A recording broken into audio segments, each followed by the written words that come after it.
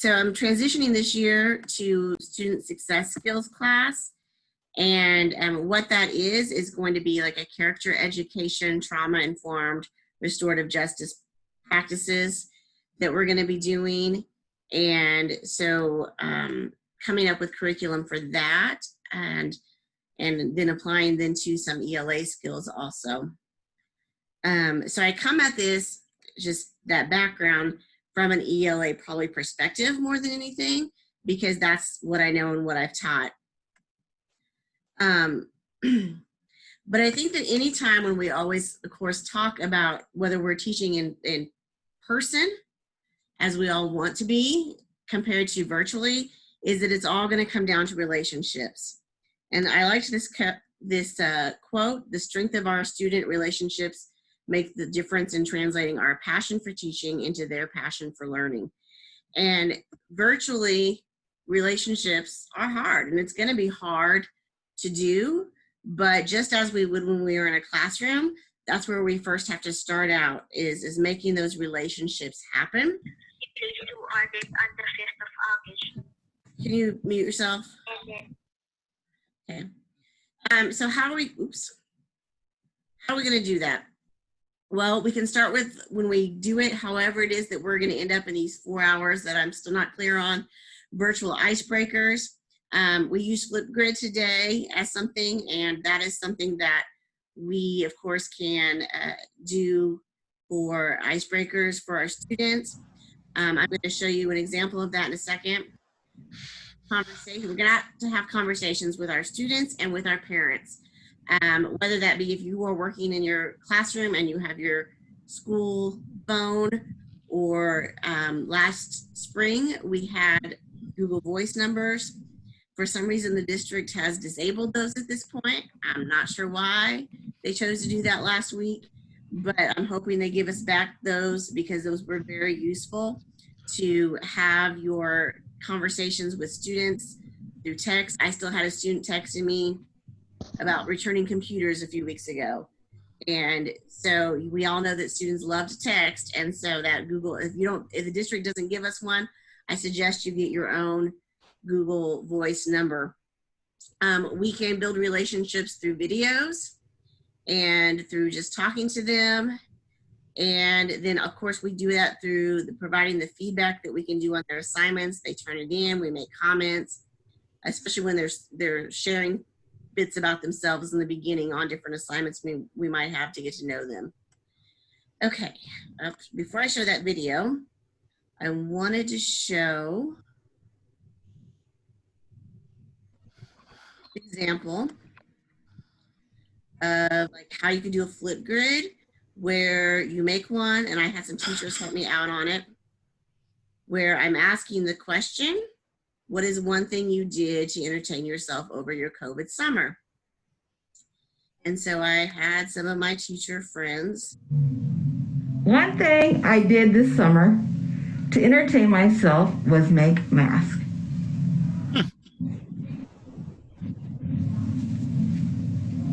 Wow. Cool.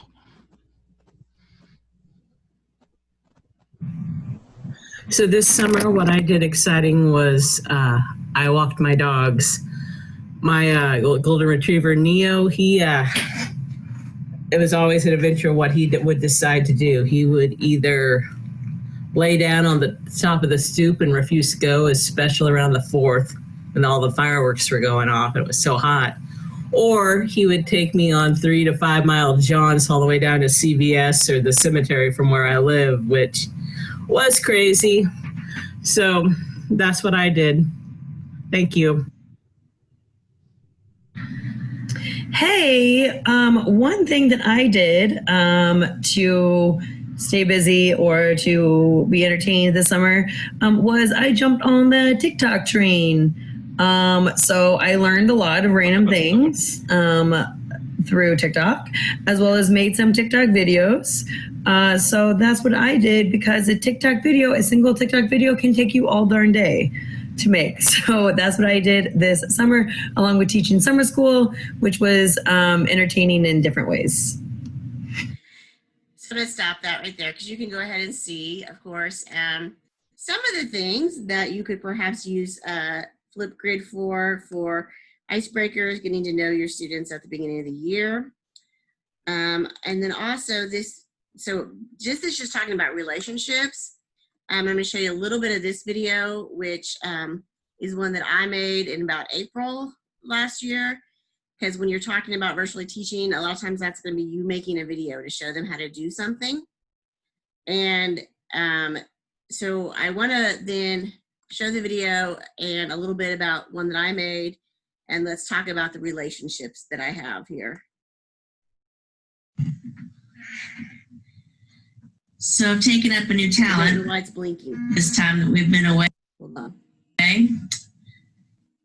I'm learning very slowly, but I'm learning. You want to see what I'm learning? Stop it from bleeding. From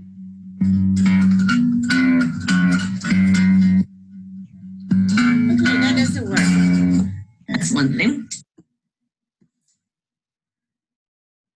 That's not working. I don't know why it's blinking, but you can see like one of the things that I do there as far as forming relationships with my students is I'm showing them a little bit about what I've been working on, what I've been doing.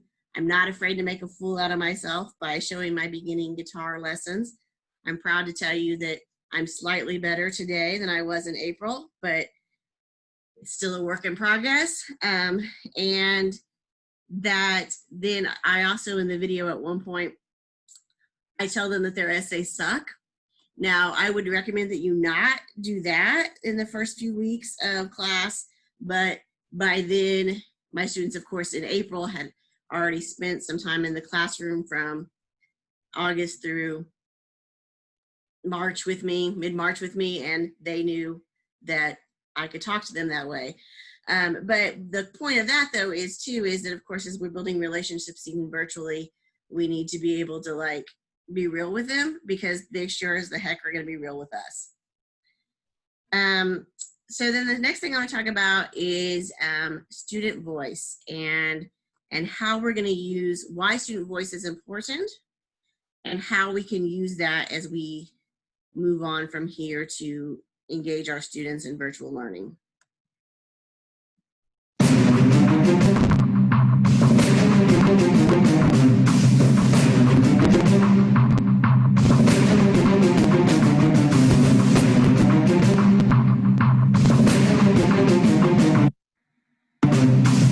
Everybody, please welcome to the stage, Danez Smith. How y'all doing?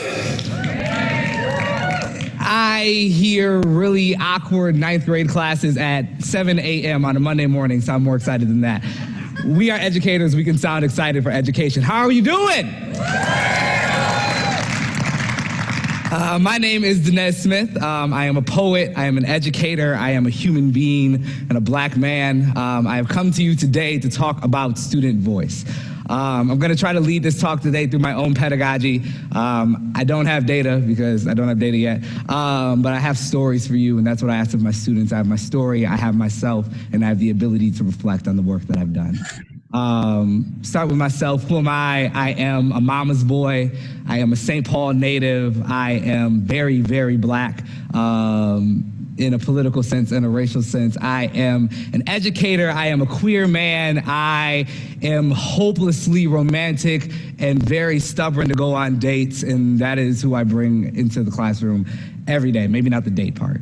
And all those voices fight to speak, and luckily I've lived a life where I've been able to speak to all those voices and all those identities in me. And it's my work to hear those voices coming from all my students. I want to backtrack, talk a little bit about where I come from and what's grounding all my work. In third grade, I could not read at all.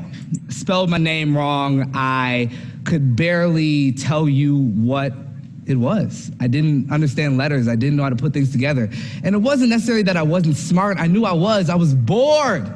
School was boring. I didn't want to read about princesses and magical frogs or look at these storybooks that look nothing like my family or the places that I came from. It wasn't what I was interested in either. They tried to get me to read things like Goosebumps because that was supposed to be cool in the 90s, but I didn't like ghosts. They weren't real. I had a really Christian black grandma. She wouldn't let me believe in ghosts unless it was holy. I didn't connect to any of these things. And finally, a former Miss Minnesota winner, Miss Delavadova, my third grade teacher, God bless her, asked me a question that I have never been asked before. What is it that you want to read? And it wasn't about what was available in her classroom or the 3 books that some reading specialist had laid out in front of me about locusts and a princess and a castle. But what do you really want to read? And I was dumbfounded. I didn't know what to tell her. I shouted out the first thing that came to my mind. I want to read about video games. She said, okay. And I went home and I had all these video game magazines that I could only look at the pictures of and think that they were cool and know that I wanted to buy that game. And she gave me access to something that I actually believed in. She worked with me throughout that year. And by the end of that year, I went from not being able to read at all to reading at a 5th grade level. And it's all because of her work and her asking me a question and believing that answer. Flash forward to 9th grade, I am now technically good at school. I am the C student in all the advanced classes. I hate school. Once again, I find this boring. I'm not learning about anything. I'm just learning how to give the teachers back what they're giving me. I wind up in this weird, wacky theater class, and I knew it wasn't weird or wacky, but I didn't have the language at the time to say how transformative it really was gonna be for me. It was a social justice-centered education program. It was awesome. I spent the first day, I think the teacher was about 5 minutes late, just rolling around on the ground screaming, which is pretty much a good analogy about who I was at 14, rolling around on the ground screaming about anything. And the teacher came in and she started her work, and eventually she asked all of us, what do you wanna talk about? What do you want to perform about? And I was not ready for that question. And it's funny how really simple questions and knowing that somebody is sincere in asking you that can completely change your mindset as a student. That year we created, and throughout my 4 years of high school, I stayed with that teacher, and we created brilliant work about issues that we found relevant. We wrote and performed our own plays and our own poems, and that set me along a whole artistic path, but a whole creative path and a whole critical path in my education from that class, and learning that my voice was truly valued, that I had something to say. I started doing better in all of my subject areas. I started to become invested in school as long as I had somebody there to work with me that was invested in my ideas, not interested in teaching me what I needed to learn, but helping me access what was already within myself. When I went to college, I went to the University of Wisconsin-Madison to be a part of the only hip-hop scholarship program in the nation. I did not at the time associate Madison, Wisconsin with hip hop. Maybe cheese, maybe good beer that I wasn't supposed to be drinking as a freshman, but definitely not hip hop. And when we showed up there, once again, I was presented with a question that I had no idea how to answer. What do you want to build? And with that program, the First Wave program at Madison, Wisconsin, we built something that is now 7 years strong. I was part of the very first year, and we helped each other access our creativity, not just in terms of art, but our science majors who were also artists, having them go off and explore brilliant experiments and questions that they had, and we learned how to access each other and how to collaborate and how to talk and how to reflect, and oh my God, it was brilliant. All because somebody asked us a question and we knew that we didn't have to say the right thing, but we had to say what felt right to us. And that's why I came back to St. Paul to try to infuse some of that energy into this space. I am a cultural specialist for St. Paul Public Schools. I go into rooms that look like the United Nations that usually have a syllabus that looks like the Senate. And I ask students what they want to learn. And I work with teachers to, one, build community. Sometimes I come into the— All right. So I think what you had to say is really important about student voice. And as we are engaging on or looking at how to engage our students in our virtual learning, we need to remember that that is also important. And so there are ways that we can do that. We can establish interest surveys. We can use Google Forms for that. Hopefully we all have become pros on that. We could do Padlets, which we're going to look at in a second. We can do Flipgrid. All of these can help us understand what is it that we want to learn about. Now, Of course, we have to take that within context to know that if we're teaching ELA, then they have to read and write, and then we're teaching science, they have to learn about science. But what is it about those things that we could, from their interest, bring into it? Because we have to establish that relevance. And I'm going to get more on that in a second. But if it's going to mean something to them, or if they're going to learn something, it needs to mean something to them. And we have to start right away by just establishing our routines, just as we would have in our classrooms on our first day of establishing those set up. You know, you must sit in you got to sit in your assigned seat. You can't get up and sharpen your pencil when I'm talking, all that stuff. We need to establish routines, and we need to let them know that the expectation is there for them to do that, whatever that may be. Choose relevant activities and readings. You know, here's the truth. As much as, you know, I love me some Emily Dickinson, it may not be the most relevant for my students, because they may not get it. I mean, I don't know, she does kind of have some angst, but that may not be the right thing. But my goodness, if I could find some Lauryn Hill, which is, her music is poetry for sure, that may be more relevant to them. And so I need to do that. And then ask them, what do you want to learn? And so how do we do this? Well, we can't be scared. And by the way, I'm gonna, at the end of all this, I'm gonna put my talking points, which will have some links to things in there, including all the programs that I'm gonna be sharing with you in a moment. Don't be scared. I found this on Facebook the other day. I saw it and I thought this was so real. If teachers go back to school without a plan to talk to their students about Black Lives Matter, police brutality, and COVID-19, it will be the gaslighting of a generation. So break that down. You know, if you're a science teacher and you're gonna be talking about coronavirus, you gotta do it for sure. And that it can certainly fit into your scope and your sequence. And how do we do it without being scared is this. Yes, Leah, you will.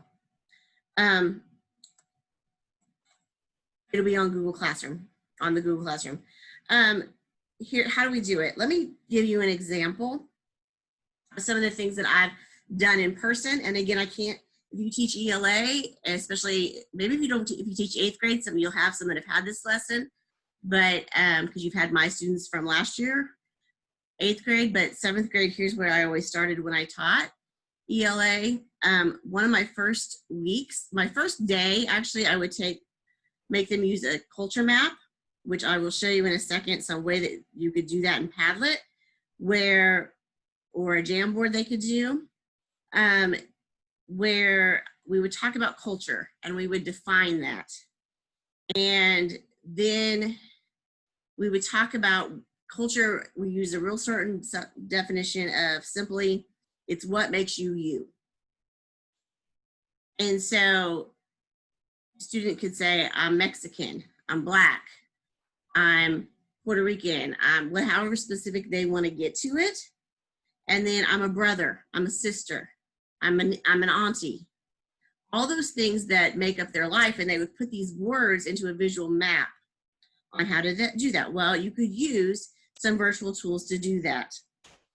But to get real, I would always have them, like the next week, we would start off reading a story about the truth about what happened to Emmett Till. And I gotta be real with you and honest that when I was a kid, no one taught, in rural Missouri, no one taught me about Emmett Till. I probably did not know about Emmett Till until I was an adult, because that's the gaslighting of generations that we've done. And so it's a real, and I would start off and I would show the picture of his beaten, bloated body. And I would ask them to make a prediction about what they thought that was. And if they knew, I told them not to share. And then we read this story. And the story does talk, and uses the word, a vocabulary word, which is catalyst, because it does say that Emmett Till's death was a catalyst to the civil rights movement and what that meant. Next day, we came in and we read a very edited, typed up version of what Dave Chappelle says in one of his Netflix specials about Emmett Till and Mamie Till. Of course, I typed it up, and if you want that, let me know and I'll give it to you. And I took out all the F words and everything. And in that story, Dave Chappelle calls Mamie Till an effing gangsta.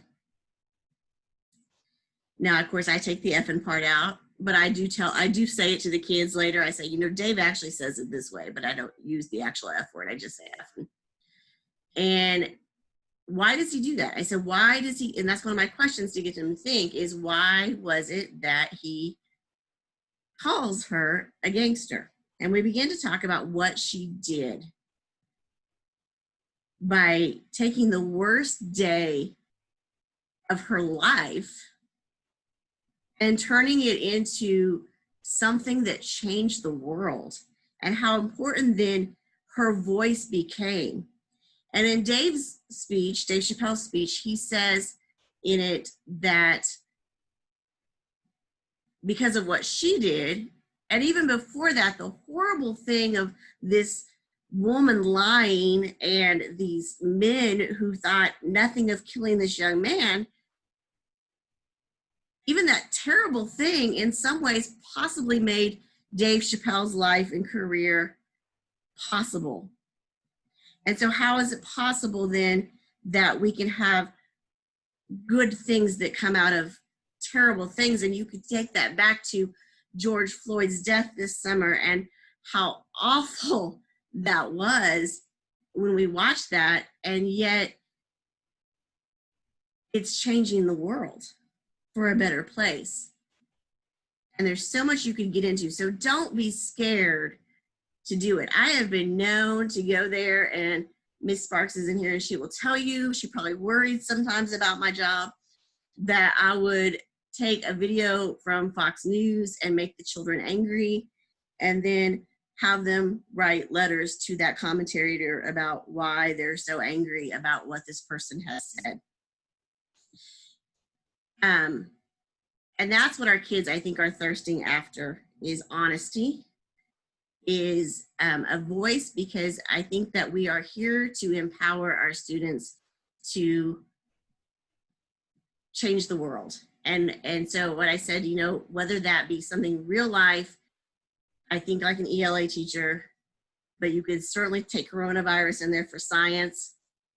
All right, is it people who think it's not real? Prove them wrong. Maybe you think it's not real. Or do you have any facts? Prove that. Something with math, I'm sure. I don't think like a math teacher, but I'm sure it's there, or anything. So while we're on it, ask open-ended questions. Don't let your students take the easy way out, because if you do, they will.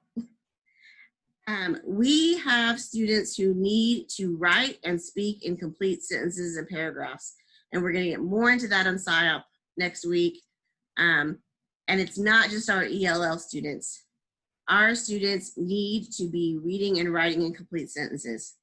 And so we need to make sure that it's really easy to create multiple choice Google Forms, and it's really easy to grade them. But it's not always what they need. They need to have that space to write. And we can certainly, I'll show you some things about that in a second. Allow them to have opinions on matters, but make them prove their points by using facts. So, okay, now the meat of why we're here. Interactive programs and ideas. You've seen some of them used today. I'm in Flipgrid, Edpuzzle, Bitmoji, ThingLink, Book Creator, Jamboard, and Padlet. I'm going to show you some of those. You've already seen Flipgrid. You saw Book Creator in some of those. I never caught on to the Book Creator thing. I'm not maybe that person, but there certainly are people, as you can see,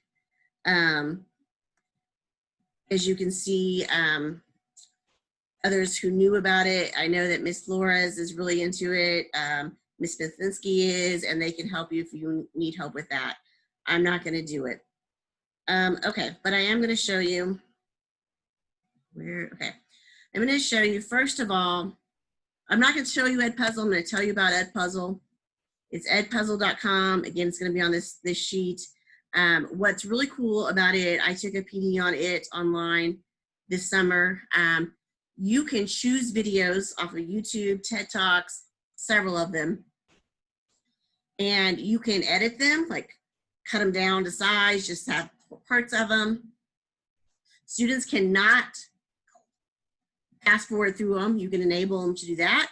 You can stop it at a certain point and ask a question for understanding, so that they are getting understanding what they check for their understanding.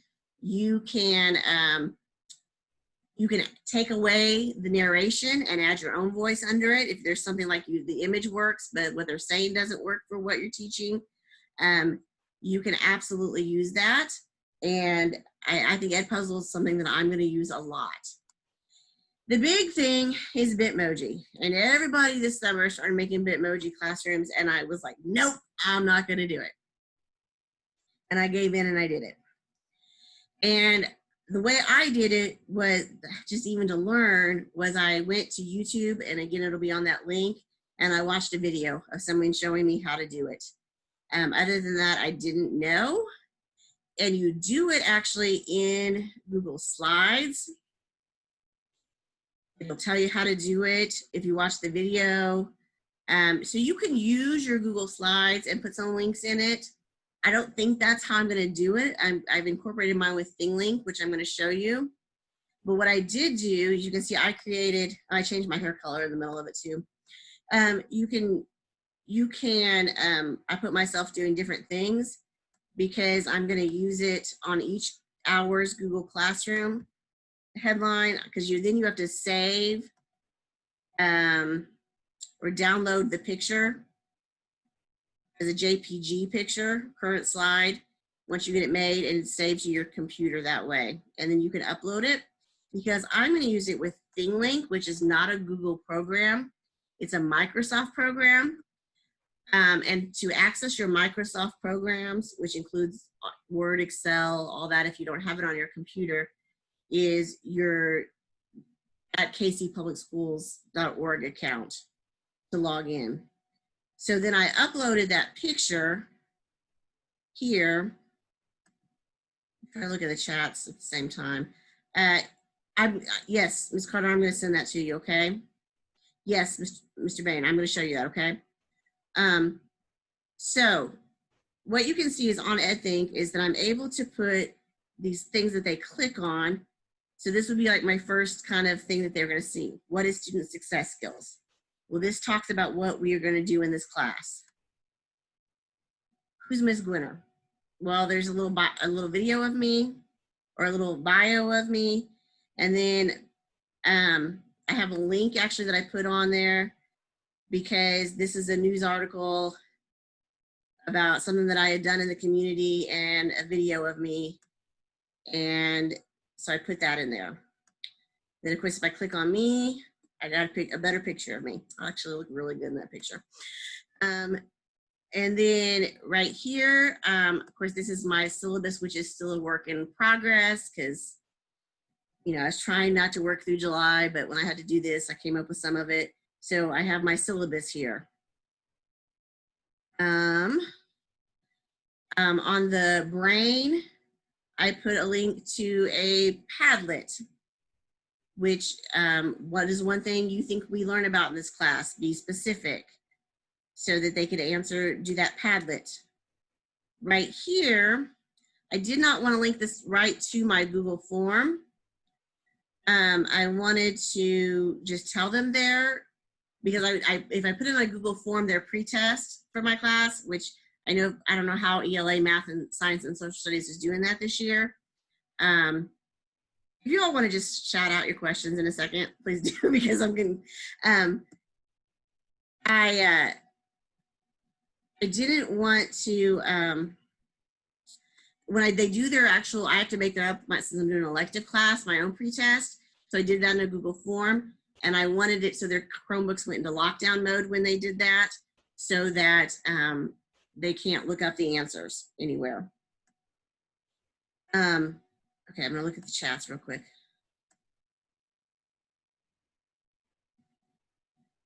Yeah, it is really easy to do this once you get it. And then the thing linked to, Mr. John, this was one of your questions, was you can put like this, like, because I love music and I like to put things with music. And so I thought about things like Jay-Z, or not Beyonce, it's Alicia Keys and Jay-Z, so they can listen. And you can actually, if I did it on my Apple, I could have linked my Apple Music to it too if I had downloaded those. So it kind of works really well with those things. But that's it. You can put these little things on there and get that done. So I wanted to show you though this about Padlet. So the ones that we've been seeing, like I did and Mr. Shriver did, those were all walls. But there's so much more to them, where it would be really helpful for things, you know, if you teach geography, to do a map, timelines that they can put together.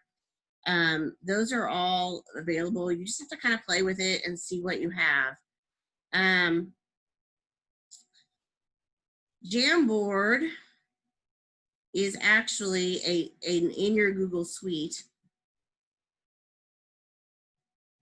So if you go down, you know, those little dots up there, and then you go down enough, you should be able to find it. Jamboard. And so like I said, when I talked about culture maps at the beginning of the year, you can do it that way. I had them because it was the end of the year. I had them make vision boards for their life about what they wanted to be. So I'll share one of those. This is the students. So I wanted them to put pictures and words. And I wasn't on this. I mean, you had to be with here last year to figure out how we all were by the end of the year. We're going to start off better about complete sentences and stuff. But have them put down these. But of course, it would work for like the culture map too, to make one. Okay, and then go back to my presentation. All right, I'm going to rephrase it again. That our students need to be able to read and comprehend large pieces of reading. They need to speak in complete sentences and paragraphs and write in complete sentences and paragraphs. And our assignments have got to reflect this. It's just, there's no way getting around it. They're never going to grow if they don't do this. So student writing is really important. And it's really important in no matter what topic you teach. So I'm not teaching English anymore, but I'm going to require this of my students. And if we were all on board as a school that we required these same things, then our students would be a lot better, and they would be a lot, they wouldn't be a shock when they come to English class and they're like, what? You're making me write a paragraph? I am. Students need to make sure that they have a topic sentence when they write, that they write 3 to 4 detailed sentences, they have correct punctuation, and they have a concluding sentence. And an easy way to do that is when they're answering questions, I would suggest, and again, it'll be on your handout, if you have something in your room, to remind them how you expect them to answer a question if you're going to have it in a complete paragraph. Answer using race. Restate your question, answer the question, cite the source, and explain your answer. So Ms. Mayo says she's been using for science, claim, evidence, reasoning. Ms. Mayo, I don't know. I always use race. That's up to you, but I'm just trying to get like ways for them to think how to do this. And you might talk to your team as you're on the team, how they're gonna do it. Yeah, you're on the right team this year. And see how they're gonna do it so that you're consistent. I would come up with something.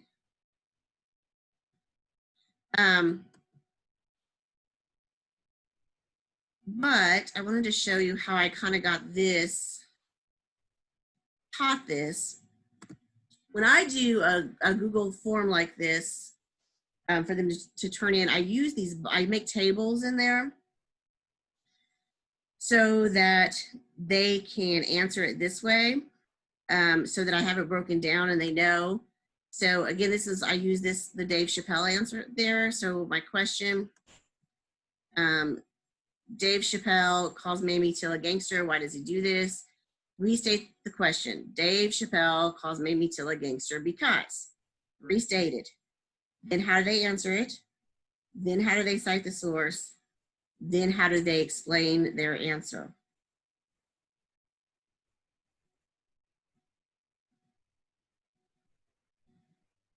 Yes, Ms. O'Donnell. Lockdown mode is, I'll show you that in a second. I think I have time. I'll show you how to do that. So I break it down this way. And then at the end, I ask a question. In some ways, the lie that Carolyn Bryant told was a good thing. How is that possible? And so then down here, they're expected to write the whole thing.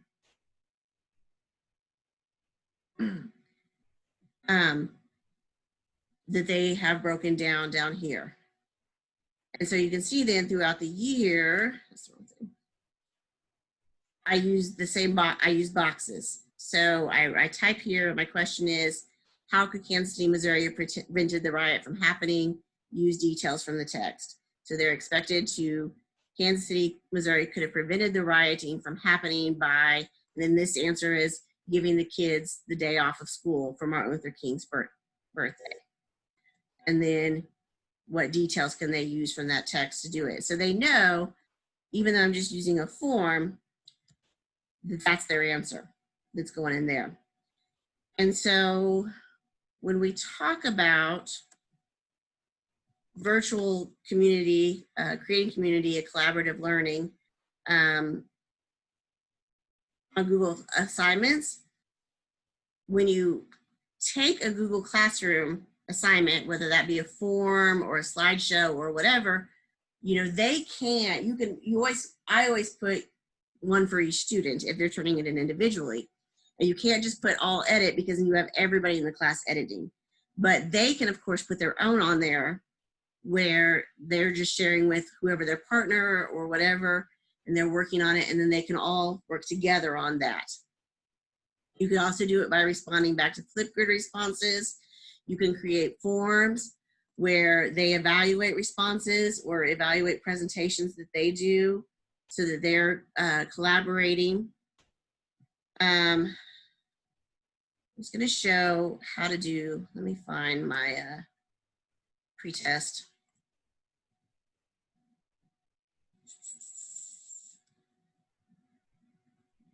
Okay.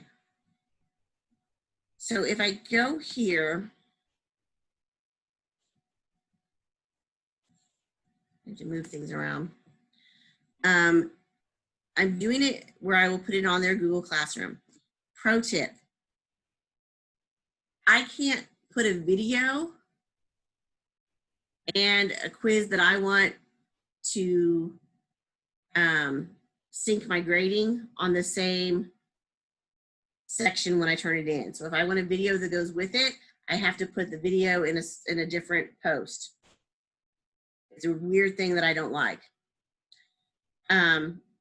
But if I go to presentation, quizzes, right here, if I click on this, turn on locked mode, whenever I make those quizzes, what that means is my students cannot, their Chromebook will just have this quiz. They can't go to any other tab. So therefore, I know that they can't be Googling answers, which, believe me, you all, they will if I don't do that. What was I going to say about that? Oh, and all of these programs that we do, we like to think that our kids are like super tech savvy. And in some ways they are. Like, I'm Miss O'Donnell is TikToking. I had downloaded TikTok at one point and I couldn't figure it out. Like, I was like, I am lost. I don't get this. And our kids totally get that. But they, in some ways, are not that, they're just not that tech savvy. Like, because our kids are very much like, if it's not easy for them, then they're gonna give up. And so we have to, you are gonna have to maybe, however this virtual or distance learning is gonna work, teach them how to use each of these. I'm trusting that you all, which I put that document in there, you should be able to get all the links now. I'm trusting that you all are going to have to be able to, because we don't have time to go through and teach you how to do ThingLink. If you didn't take the thing, you're just going to have to figure it out yourself, right? But our kids are not going to put that into it. If they can't figure out how to do it, they're just not. So you're going to have to learn to do it, and then specifically tell them what, or make a video or whatever to specifically show them what you expect them to do. All right. So, any questions? You can unmute yourselves.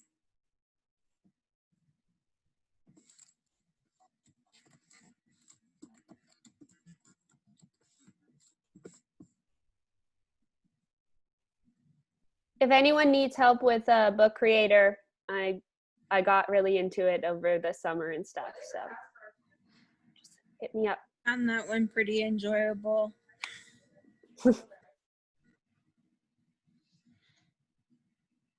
And also, thanks, Miss Gwinner. This was awesome.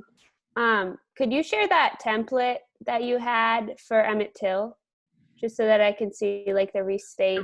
The race. I will share that with you personally. Does anyone else want that?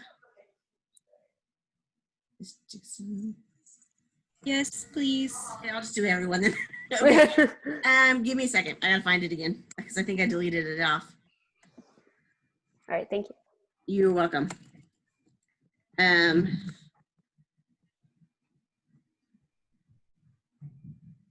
not that one. Gwyneth, were you saying something yesterday about, just with our conversation, about using your Bitmoji in your Google Classroom?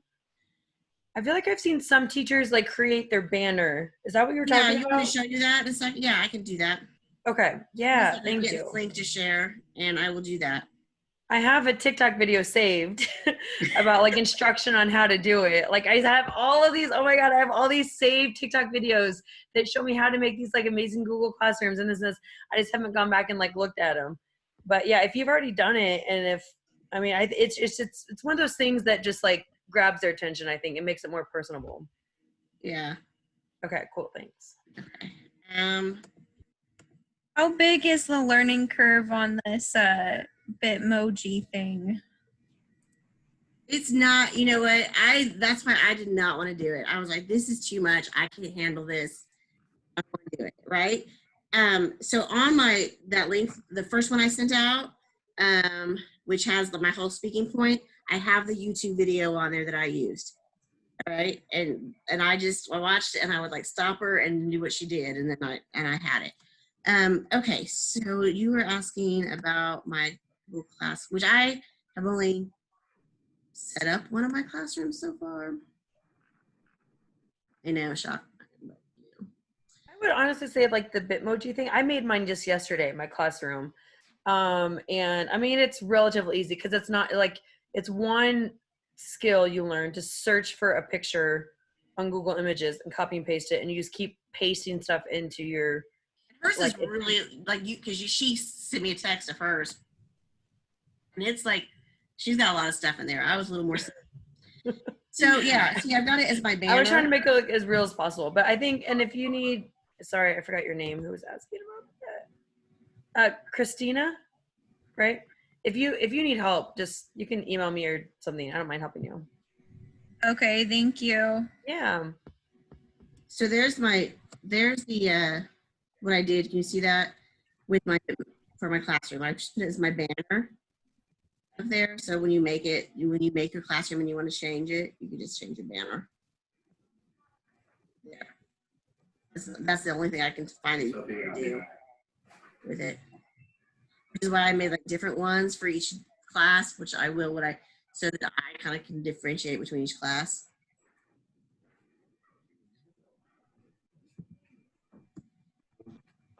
Did you say earlier that ThingLink does not play well with Google Classroom? Is that my recollection? You can put the link to your ThingLink in your Google Classroom. You can't usually make your links from Google Classroom into your ThingLink. Say that one more time. So I can put ThingLink as a link in my Google Classroom. I can't put links to my Google Classroom Okay. in my ThingLink. So that's why I just on that one, I just put, make sure you do your pretest, which will be in Google Classroom. So my actual instructional stuff can be in my ThingLink in my Google Classroom, just not the assignments link. Leah, I don't have McGraw-Hill online because we didn't use that last year, so I know nothing about that. And I won't, since I'm not teaching ELA this year. I don't know anything. I'm missing out on all that. So I don't know the answer to that. Okay, I'll just kind of take things as they come and see how I can apply them and put them all together. Girl, yes. It's not, we're all here for you guys. New ones, like, we're here for you. But please know that this is, you know, like, we're learning too, you know, as we go along. And, you know, I don't know. Let's see.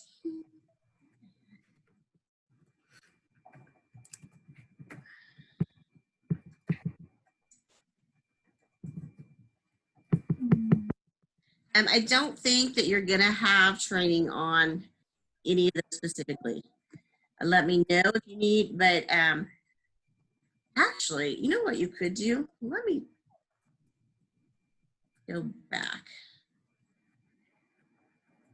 Dang it, I deleted it just a little while ago because I decided, does anyone who was here, like, Stanisky, are you still in the summer training? Do you still have that Google Classroom? Like the PD stuff, or Yeah, like the PD stuff from the summer. Do you still have that? Because I deleted that off my Google. let me see. Because I was gonna say, if we want, we could just give them the code, and they Yeah. can still go in. I still have all that in my Google Classroom. You have the code. You want to put the code in the chat? Oh, okay, I get it. So they can get in there and. Let me see if I can find it. I gotta get a different computer. Hold on.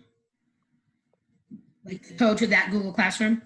Yeah, the code to that Google Classroom. I just Hold on. an hour ago, but that way you could do some of those PDs that, like, Yeah. just I'm learned. looking on my phone. Yeah, because I just learned ThingLink and Edpuzzle this summer. Okay, hang on. I think I found that. A lot of it, though, honestly, is just figuring, like, go into it yourself and playing around with it. So is it the one that was called NEMS Digital Learning? No. What was It's it this. called? It's the secondary summer school, but I can't seem to find the code. I think they took the code out. Oh, did they? The one I'm in, they took the code off of it. Okay. Oh, they Like July 7th through the 12th or something, and they put the code off. last night is the deadline to submit all the PDs. Okay. So- Yeah, but these are the ones from the summer. Okay. Well, Yeah, the code's gone. I'm in here now. All right. So you I'm like like- it. I'm in my teacher PD. I don't know if I could like share it with some people. I don't think so. Wait, yes, I think I can. Hold on. It says people. I think I can like classmates. It looks like I can add. Oh no, it won't let you. Yeah. Like the little plus sign, you know, where it has Right. plus. Right. It's not here. Okay. So those are good questions. Like I said, I think you're just gonna have to. I mean, I don't know if they will. I don't. Here's the thing: you end up with this thing where you don't have time to do everything you need to learn at the beginning of the year, and with this year being so crazy too with the schedule, Do you want us to have our classrooms put together so that the day that we get to hopefully go back, we're ready to go? And the union kind of dictates like how many hours you have for each thing. But we do have like 2 weeks off too in the middle of this in August. So, that would be a time to, I mean, you don't have to do anything, but a time to play and figure out what you want to do. Let me know if that link is accessible, but that's the refresher course that we had in the summer.